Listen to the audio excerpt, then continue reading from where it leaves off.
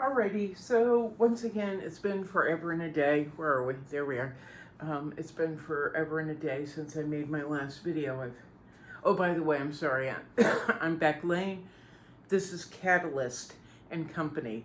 Catalyst and Company, formerly Studio 120, but we're trying to be catalysts in each other's lives.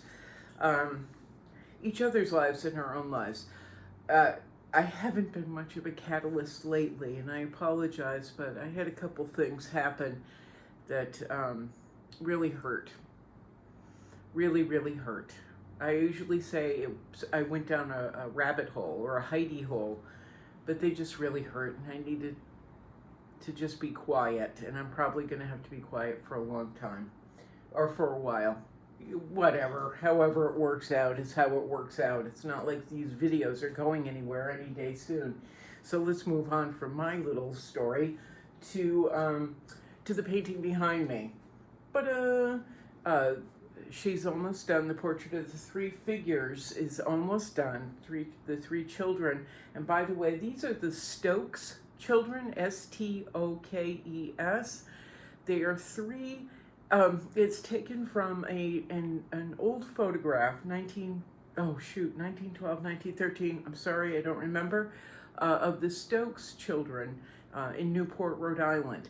In the actual photograph, there are 5 kids, but to incorporate all 5 figures, they would have had to be shrunk down. And as we know, I like big, so bigger is better. And I decided to do this one grouping. Since I only had a couple canvases left, I decided to go with this one little grouping. I may do another one as soon as I can buy more canvases. I may do another one of the 5 figures. I believe I still have permission to work from the reference material, but for now, this is what we have. Now, the Stokes are, I am learning so much about the Stokes. A number of videos ago, I talked about asking permission. Whenever you can, when you pull images off the web, writing the people who own the image, or are tagged in the image, or are just somehow notated with the image, getting a hold of them and asking permission. It's not something I've always done. Where's my coffee? It's not something I've always done. And I'm not particularly proud to say that, but I haven't always asked permission. I've just been like, well, it's going to be mine. I'm going to use this and nobody will know. It'll never matter. It always matters. It was such a selfish way to see things, you know. Oh, well, it's on the web. It's mine. But since I have been treated that way as an object on the web, and my work as an object on the web, that's open for pilfering, you know, it's taught me a lesson, and it was a lesson I needed to learn.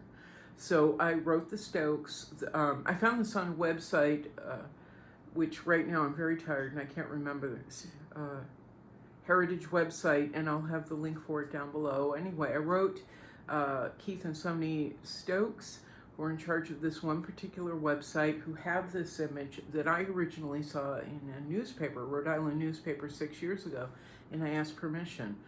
And it took a long time, not a long time, but it took a while for me to get permission. We had emailed back and forth, we talked on Zoom, and they needed to know that their relatives, the children, the people in any of the images that I use and paint, would be treated with respect, and they would be treated with respect. This what we're talking about is their family, their heritage, and what I didn't really realize was their vast historical importance, not just in Rhode Island, but across the U.S. and United States history. Because me being me, I read things, and sometimes I read them too fast, and it doesn't apply. It doesn't always adhere. So I've been reading their website, looking at images, and I would go, oh, that's interesting, and then very quickly move on.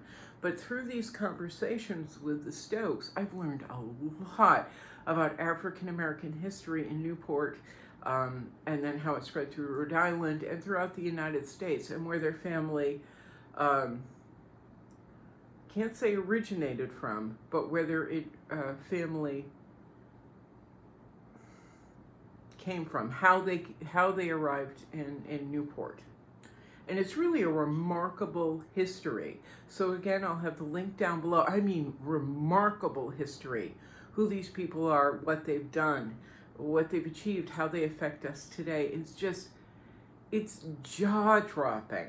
And so I feel privileged, there's a word, I feel privileged to have been given permission, been granted permission to paint members of their family. And they've sent me several images since, several copies of photos since that I've been allowed to use.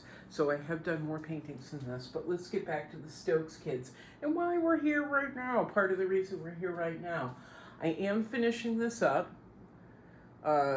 Last night, well, for the past couple days, I've been smoothing out the cloth. Now, if I had been a good little YouTuber, you would have seen this several stages ago, where the lines were a lot sharper than they are now in a variety of different colors.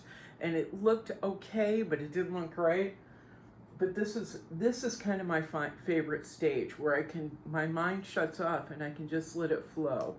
Just kind of brush over and in some of the lines and cross the lines, which is very important when you're painting cloth, is to remember to, let's see what we have here. What color? Cross lines. Whoops, you're not going to see it. The camera isn't going to pick up that detail. But instead of going with original lines in cloth, and this is a whole nother discussion, going with original lines in cloth, up and down, which I used a lot, crossing them. We'll go over it another time. The most important thing going on right now is I got a new bottle of Neo McGilp. I did break the cap off 5 seconds after I opened the box, but I have a new bottle of Neo McGilp. I have been waiting weeks to get this. I finally purchased it on Amazon, and it took about a week after I ordered it for it to arrive, but it was reasonably priced, far more reasonably than at Michael's, and worth the wait. Anyway, the thing. I bought it on Amazon, blah, blah, blah. While I was waiting, I was working on another painting. I have now 3 of these going on, but I was working with mineral spirits and oils, that's it. Nice and dry. Mineral spirits and oils everywhere, which I really, really enjoy because you can see the brush strokes. You can really feel it, but it looks a little flat and dry. Once the Neo McGilp finally arrived after 2 trips down to Florida. I went to Florida, Virginia, Baltimore, Davenport, Florida, back to Baltimore, bing, bing, bing, bing, bing, back to Davenport, finally arrived here. This thing has traveled more than me in the past 5 years. Once it arrived, I broke it open, and I immediately started applying it to my palette, which is over there. You can't see it because it's very heavy milk glass. But applying the Neo McGilp, let's put this down, because I have to think with my hands. Applying the Neo McGilp to the oils and then applying it to the surface, all of a sudden there's a richness. When you take the Neo McGilp, you can apply it to the paint color, and it can come out. It can stretch the color to thin, so you can brush on a layer, which is what I've done in a lot of the linen, using Radiant Blue, Gamblin's Radiant Blue, and Titanium White, covering Titanium Buff and several different greens and blues and teals, covering it. I can brush it over, and I get this really beautiful light effect. Or you can kind of goop up the Neo McGilp, mix it into the Radiant Blue or Titanium White in the cloth, and really brush it in. Poof, poof, poof. And you've got super highlighting. So Neo McGilp is very versatile. But the thing that it does is it enhances the color. It enriches the color. Almost like a Damar varnish when you're done brushing, I don't do it, but brushing on Damar varnish, all of a sudden the colors glow. The Neo McGilp gives that effect. So I can pick and choose where I want the color to be more intense, or the lights and the darks, and I want them to be more intense. I have Neo McGilp and color applied throughout their dressing gowns, their dresses, and this gentleman's shirt and pants, but it's not everywhere. So we've got push and pull. Dry oil mixed with mineral spirits, and it dries dry, against this slightly glossy to much more glossy white. And it gives a really beautiful effect. It really screws with your head so you see things. Your mind is bouncing around, as is your eye. Now in the background, I used a little bit in their face as well, but in the background, I'm now applying this to the orange. I'm not going to apply it to every color, because otherwise they'll all be vibrant, they'll all be screaming at the eye. It won't have that bouncing around effect that putting dry against light, or dry against glossy will have, and that's what I want. So I'm applying it to the orange. I may apply it to these greens and leave the teals alone, because right now they're pulled into the background. If I apply the Neo McGilp, they'll jump out. But right now I'm using the orange, and because I started doing that, I applied orange to different areas of their face. And so actually it took their faces and gave them a three-dimensional feel, which I'm not sure you can see on camera. You can see up here where Neo McGilp, and I have 3 different oranges that I'm mixing together with the Neo McGilp for different effects. But you can see it's a little bit brighter up here than the oranges down here. These are orange, sorry, I'm only 2 cups of coffee in. These are Neo McGilp and oranges mixed down here. Up above is Neo McGilp and oranges, and Indian yellow actually applied up above, so they're brighter, they're richer. And up against the dry teal, they really pop. I think you can see it.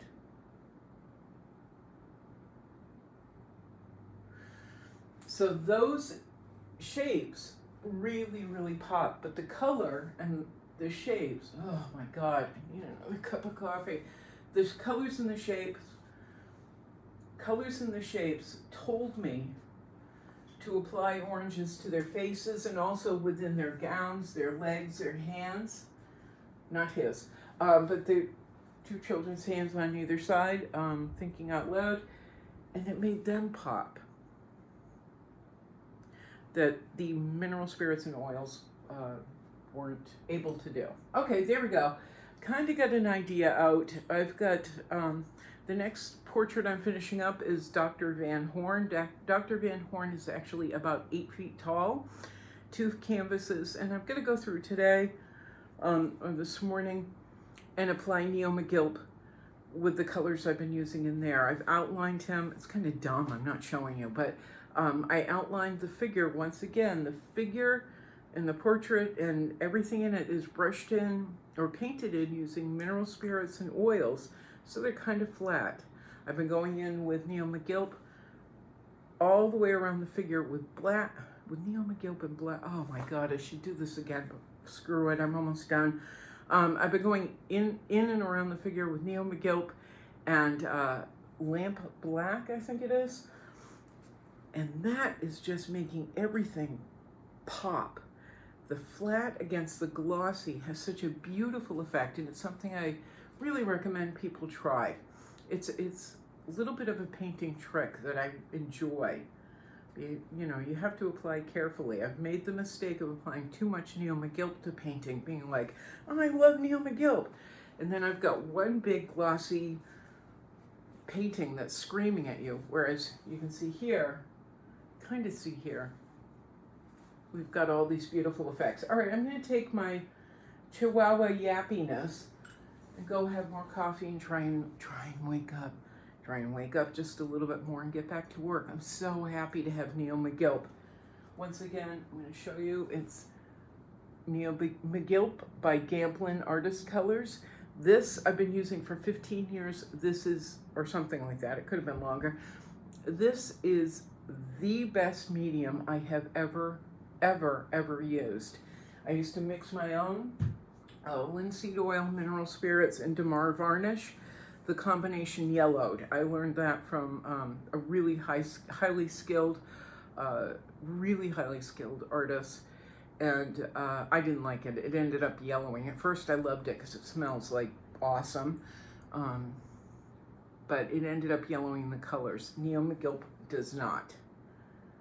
It enhances the colors. It gives you flexibility with colors and the brush. And there's this beautiful thing that it does. One last thing. It has this thing that it does that is so gorgeous to me. Little Jonathan Van Nuys quote. It's gorgeous. It has this beautiful effect. When you apply Neo McGill with an oil color, let's go over here. Neo McGill with an oil color, and you press it onto the canvas, that combination will spread from the tip of the brush out, and so you end up with this beautiful stroke where it gushes out to the sides and creates a divot where your brush was. So you can get some really fabulous, exciting effects that maybe the eye can't see. You can't see with the naked eye, maybe you can. But it registers in the brain, and it feels, in your head, it feels so beautiful. I know, I'm a lunatic. All right, I'm gonna go drink some coffee and work through some more issues in life, and thank you for being so patient with me while I work stuff out. Because that's life. All right, and it's September 1st, I believe. Happy fall, everybody. All right, ciao. Ciao. Ready, Carrie? Oh, sorry, I can go here. Ready, Carrie? And thank you again, my friend. I'll be sending you a thank you note soon. Oh, I'm Becklane. This is Catalyst & Company. If you'd like to help support Catalyst & Company, all the links are down below. And there will be links for the Heritage Group website that I've been referencing. Okay, down below as well. All right, ciao. Ciao. Ready? Meow, meow, meow. Bye.